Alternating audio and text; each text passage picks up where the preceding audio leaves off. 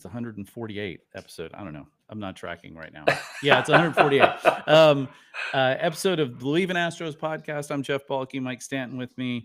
It is game 161 for the Astros today, and for pretty much all of baseball, basically. And you know, and I'm going to get to this in a minute. The Astros have to win their last two games in Anaheim against the Mike Trout and the Angels, which wasn't an easy task last night, obviously. And then they have to hope that both either Detroit right. or Cleveland loses out. So That's they have to go. One of those teams has to go into the Astros have to go 2-0. Now the likelihood of that happening is not high, but let's talk about it. Mike, the first thing I really want to, I just really want to go. It's like, I want to emphasize something that I know it's gloom and doom right now for most Astros fans. Mm-hmm. But if I went back to the start of the season and I told you that the Astros at one point in the season would have 18 players on the injured list, they would have the most that they had. By the way, they have the second most innings lost to injury. And here's the one that I saw yesterday.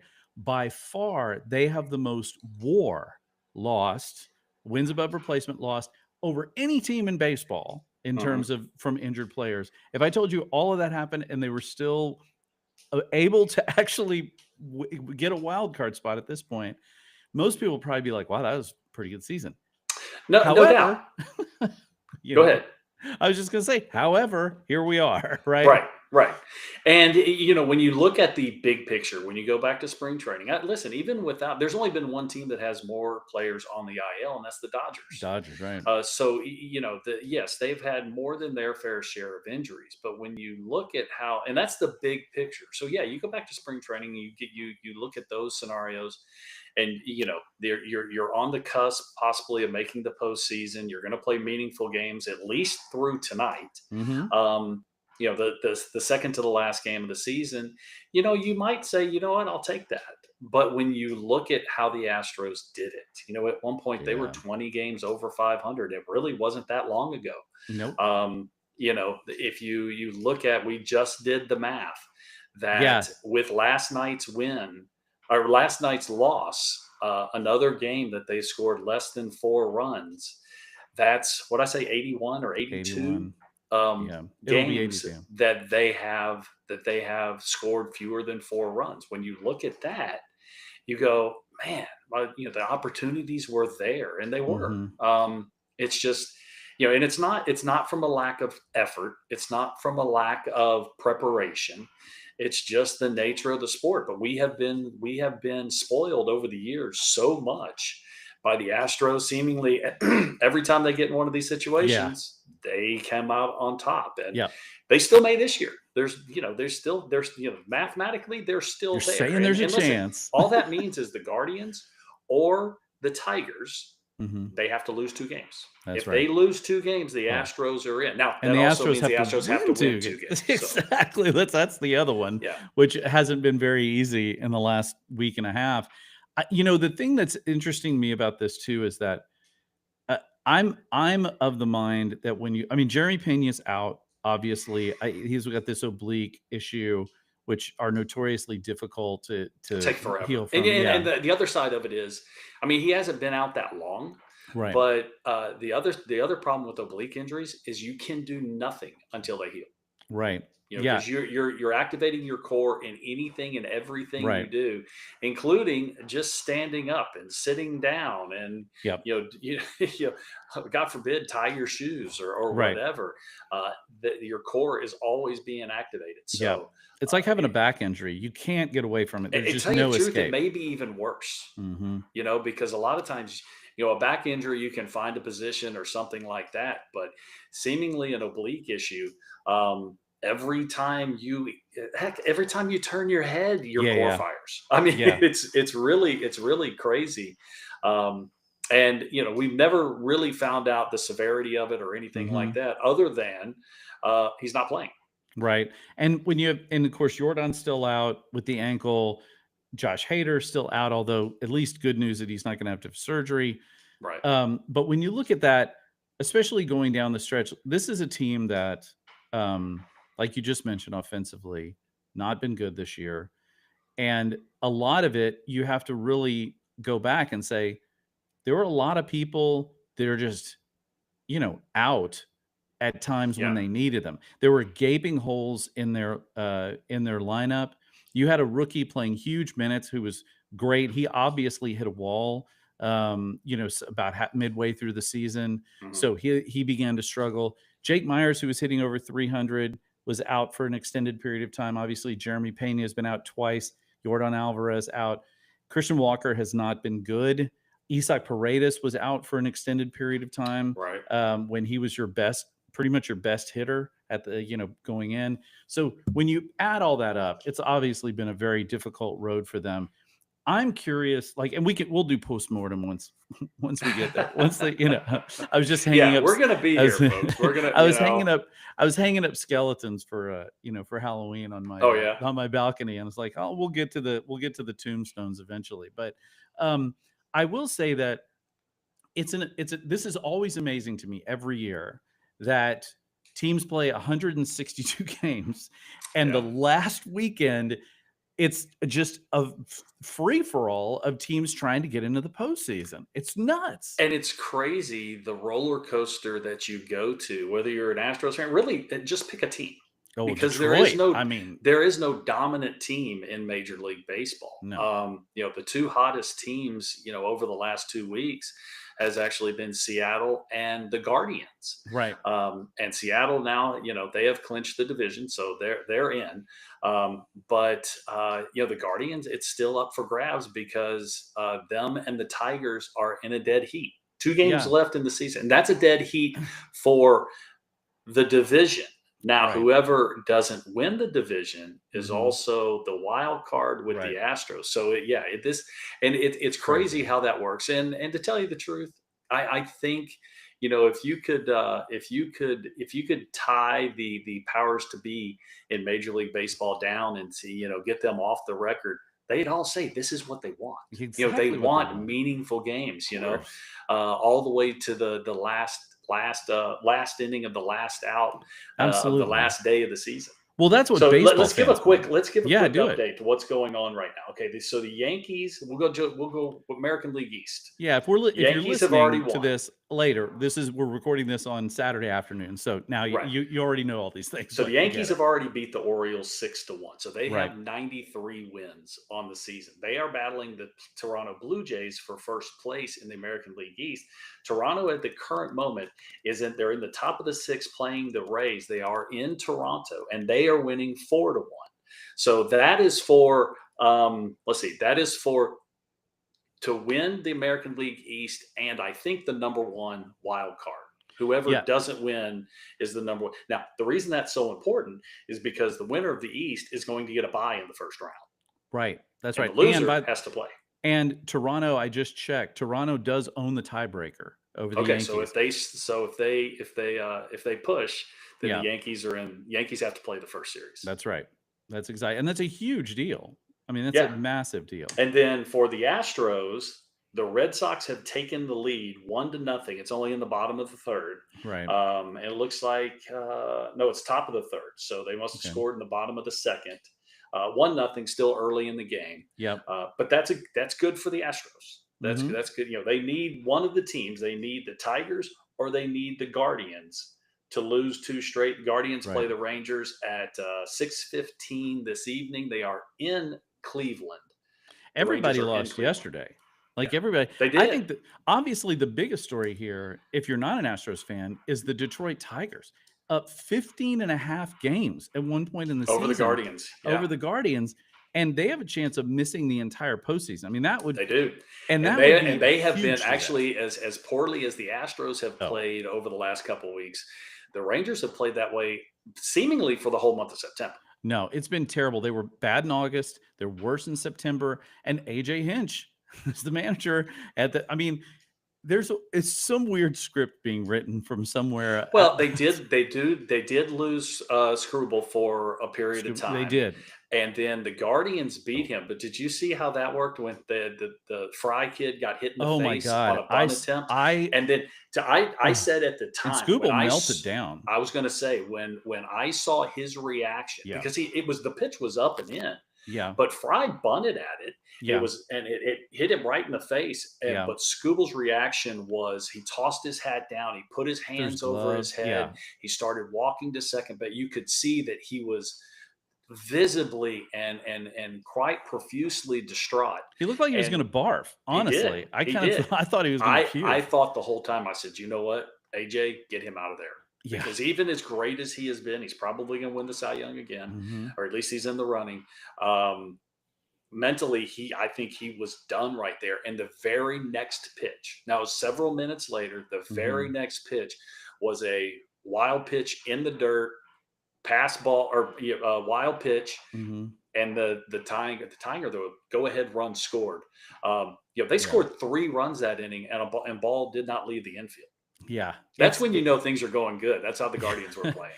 It was such a scary moment to see it, because I honestly, to me, I thought it was scarier the fact that it ricocheted off the bat because, like, I think, taking it square on was one thing, but that it hit the bat and redirected up towards his eye. Yeah. I mean, that was Well, it does. terrifying. Anytime the ball is even a very slight ricochet, which that's what that was, Mhm. it does take a little energy away from it Yeah, well, that at least is good, than just a direct hit. But but still, the still. pitch was Oof. 99 miles an hour. I Mm-mm. mean, I've always thought it so, would be but fun to stand I in the thought batter's box, but that did not surprise me at all that the Guardians were able to capitalize on that just because I didn't think Tarek was in any way, shape, or form mentally ready to pitch. I've always thought it would be interesting to stand in a batter's box and see like a 99-mile-an-hour pitch, but honestly, I'm not that into it.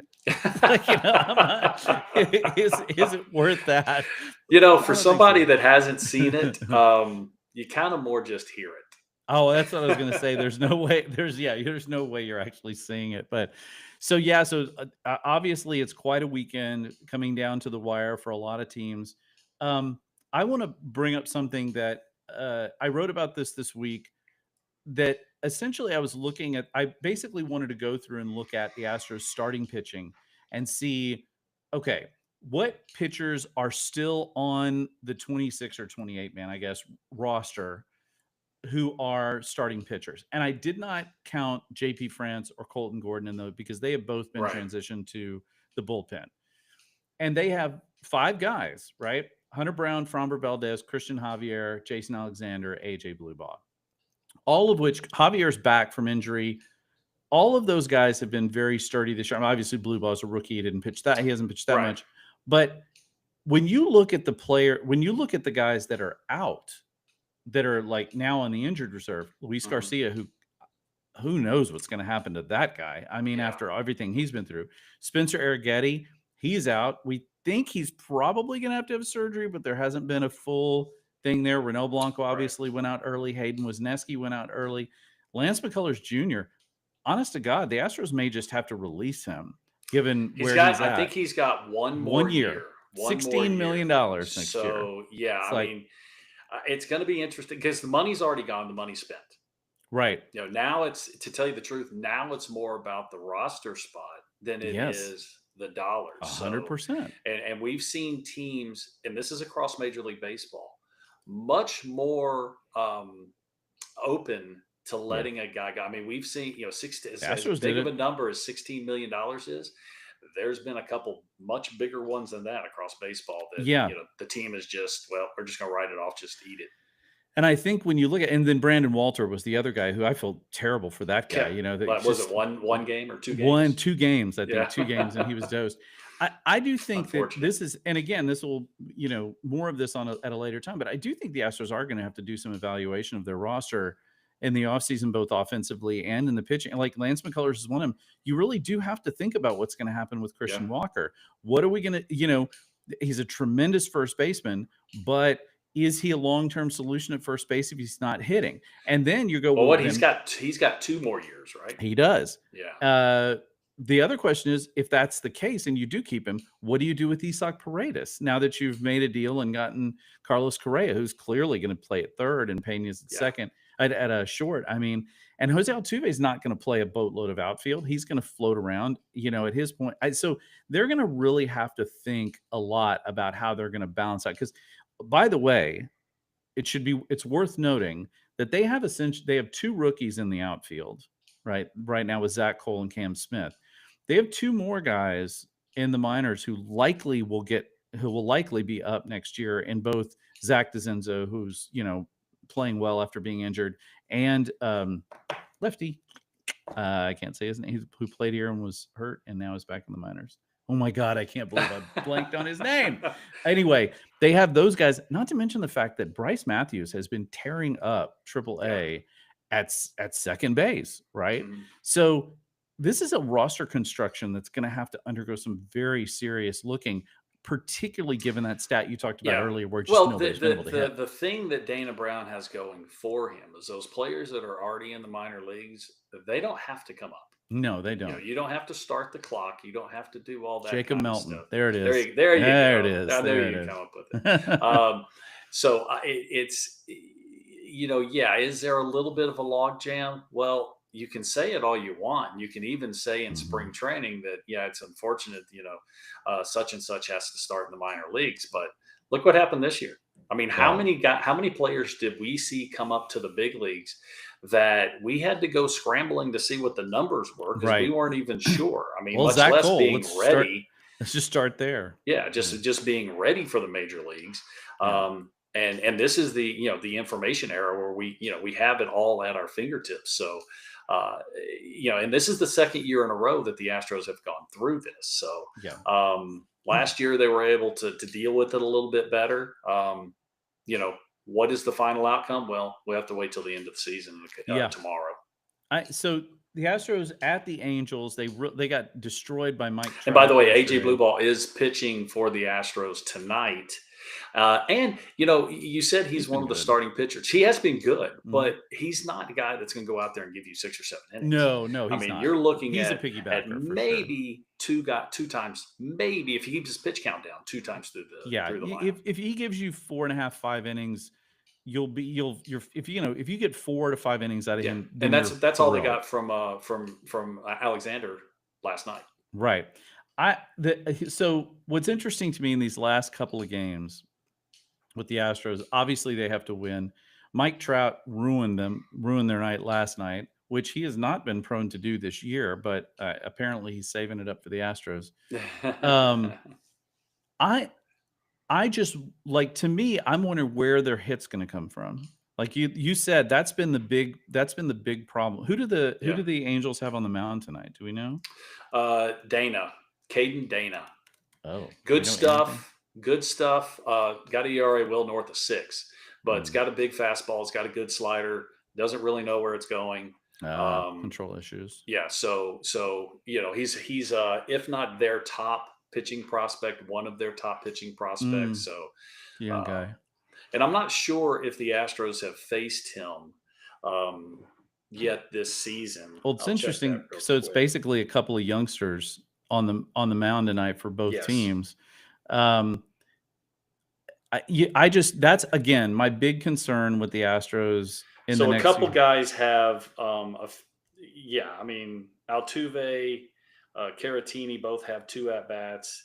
Yiner's got 2 at bats. Dubon's got 2 at bats, and Pena's got 2 at bats. That is the grand total. That's not much.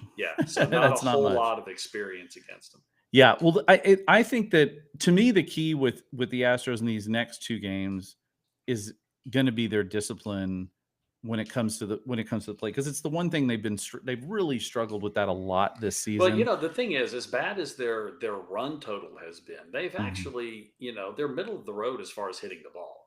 They're well less than half as far as home runs are concerned. They don't have the power they've had in the past, but they have gotten base hits. And so what does that mean? They've had opportunities, but they just haven't been able to get the hit to drive in the runs. Their run total is really extremely low. I'm going to say probably in the low to maybe mid 20s as far as where it ranks in Major League Baseball. Oh, it's got to be. It's got to be. And like you said, this is a team that from a hitting standpoint, you either have to be when you're a Major League Baseball club that's good on offense, you either have to hit with a lot of power or you have to be really good with runners in scoring position. The Mhm. Astros are good at neither one of those things. They do not have prodigious power numbers, which honestly, not that shocking, but also a little surprising. But the biggest thing and of course, a lot of that has to do with Jordan Alvarez not playing, for most of the season. But when you look at them, you're like, okay, you can't hit for power and you don't hit in pressure situations. I mean, honestly, probably their best hitter with runners in scoring position besides Jeremy Pena has been Cam Smith, weirdly, all season. Yeah. And they just can't get hits when they need to get hits. And Yeah, that's awful. and there lies the real problem. I just looked it up real quick. Just Hmm. just looked it up. Their runs allowed has been. I mean, we know that their pitching staff They got to be top has 10 been or very something in good. that, Yeah, right? yeah. I think it's less than 10. Their runs scored. The Astros have come on. The Hmm. Astros have 674 runs scored. Um, and I'm just going through the list real quick. There's not very many teams that have fewer than that. So, Wow. like I said, they are definitely in the bottom third as far as Major League Baseball in runs scored, and that's really the stat. You Yeah, know, if you're scoring um, under 700 runs in a season, that's yeah. not a lot of runs. And so we know the equation. The Astros have pitched well this year. They have good defense, and like I said, they've gotten base hits. They've given themselves opportunities. They just haven't been able to capitalize. And really, the big stat, if you want the real dagger, it's RBIs with two outs. I mean, that's where you really win championships. Is Yeah. when you can get hits. When the other team is only one strike away from getting out of it. Yeah. Those are clutch, and the Oh, Astros have been pretty good at that right. over the years. This has just been one of those years that it's been a struggle. Oh, the Astros have ripped teams' hearts out in the past with Oh that. I yeah, mean, they were like the kings of just ruining other fans' lives. I mean, right. that was how they made their living. And now That's why they, the they Astros are so loved. listen, I have a buddy of mine, a very interesting guy, who he's a author, and he is a massive Mariners fan, Oh huge yeah. Mariners fan, and which is annoying, but I don't hold it against him because he's a good dude. And so, hats off to the Mariners this year. Look, I am, my one of my good friends messaged me the other day and said, as much as I hate the Astros losing the division, I just can't hate the Mariners. And I'm Yeah. kind of with you. They just don't seem like a bad crew. And if you're going to root for anybody to hit a lot of home runs, maybe win the MVP, it should be Cal Raleigh. I mean, that guy, he just is so unlikely, right? He's Right. Right. so unlikely a kind of a hero in that situation, and just has been just breaking this year. Yeah, it's been really impressive, especially when you look at what his defensive position is, which is Hmm. catcher.